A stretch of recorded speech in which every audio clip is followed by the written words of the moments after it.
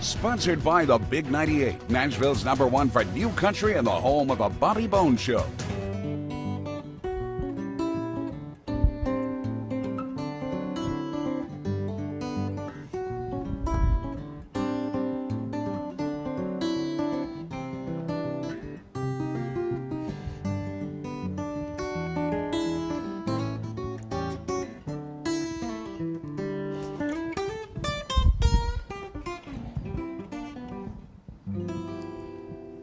Welcome to the Rock Review. I'm thrilled to have on Robert Arthur, just an amazing guitarist and songwriter with a brand new album out, Caught by Surprise. And Robert, it's great to have you on the show. Thank you for having me here. You know, obviously, you moved to Nashville in 1992, but you were raised in Union, South Carolina, right? Little town in the upstate. It's near Spartanburg. If any of you guys know where that is, Spartanburg, that was the town we had to go out if we wanted to go on a date, go to the mall, go somewhere legit to eat.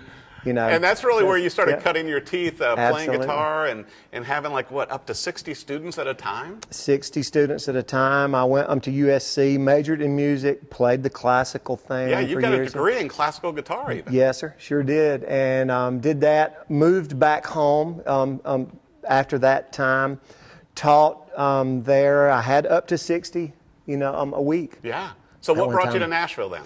Just wanting to do the music thing. You hit a point in a town like that where you're like, okay, this is the ceiling. This is probably far as I can go. I was playing out, playing in church, teaching. I'm like, this is really far as I can go. I wanted to move to one of the centers, if you will.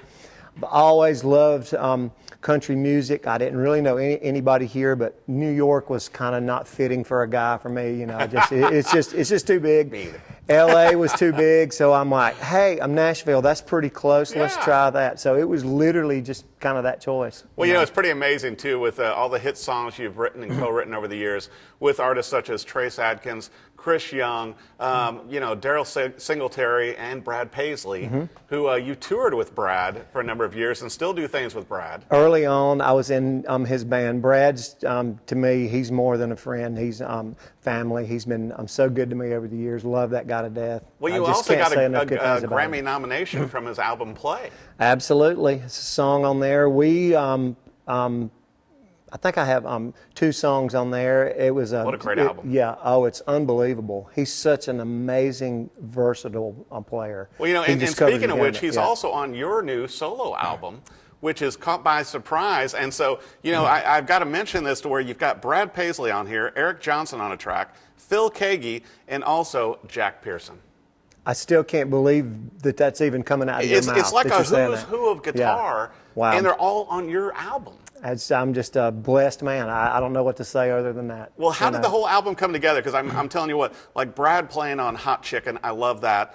Austin Standard Time for Eric Johnson is a perfect fit. And then probably one of my personal favorite tracks on here, Caught by Surprise, with you and Phil Keaggy playing. Well, I went to my publisher / friend, Tony Harrell, told him that I had this idea that I wanted to do this album. It was a bucket list thing for me. I love music. I love playing. I love this instrument. And I'm just like, man, this is something that I want to do. And I'm like, we're not going to make any money on this, Tony. You know that. You never know. Yeah, well, but it was just a passion project. Right. And Tony was gracious enough to say, yeah, let's do that, And so and I also love it that on the cover of the album is your Taylor guitar that you were playing today with us. It's actually. Dun, dun, dun, dun. I've had more comments on that picture. For any of you guys that are local, that's the road right near the Franklin, Tennessee Kroger. Yeah. I literally stopped with milk and chicken in the back of the car one day when it was raining. Well, I like it, artistically because the strings are like taking you down the road, just like the music. Dude, I took that picture with my iPhone. I literally held it up just like this and snapped the shot. What a great picture. Everybody said that. I don't know. Maybe if this don't work out, I can go around and take pictures. I think this is going to work out because besides, traveling, backing up other musicians, large artists like Jeff Bates and Brad Paisley and so on, you're also still writing songs. You're doing jingles and instrumentals. Absolutely. And you've got a lot of cuts. You've got a lot of songs under your belt. Very blessed in that world, too. Just a lot of different folks have chosen to do one of my songs, genres, a lot of different. Yeah. Well, and you and I first met when we with Johnny Highland. To Right. where, you were on stage and we got to jam some. Isn't he amazing? Yeah, He's well, and so are you. Well, thank you. But Johnny's just one of my favorite people, just one of the sweetest human beings in the world. And you find yourself when you're up there playing with him, you just have to stop every now and then and just kind of watch. I just catch myself going, no, you've got to keep playing rhythm here. But he's so good that you just have to stop. Johnny's one of those people, like yourself, that can really walk between any genre of music on guitar, and it's amazing to watch and listen to. Well, thank you so much for even. I got to bring up too, like while you were doing the album, did you also pull out like your Neville guitars and maybe some of your Wampler pedals? Absolutely. But besides your favorite Taylors, those guys have been so good to me. Brian Wampler has just hooked me up in many ways, and I love his pedals. I think. He just has so many great pieces of gear. I've got one of his amp, and Jeff Neville is just a sweetheart of a guy. family company. I'm not a telly guy per se, but his telly is just amazing. I totally love it.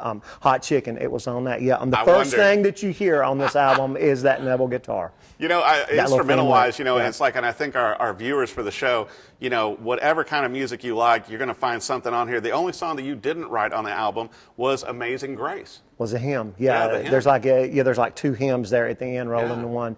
Yeah, that is just a nod to my faith, and just on the song that the thing ends with, softly and tenderly. I can remember as a 5-year-old kid sitting there with my mom's mom on the 5th pew at Tabernacle Baptist Church in Union, South Carolina, and that was one of the main things that they would play at the end. So it just conjures up for me, on my past. Right. Well, and I got to ask you this too, since I've got you here, in the studio, Robert. So many guitarists and musicians come into Nashville, just like you did, trying to make it, as a musician and as an artist and as a songwriter.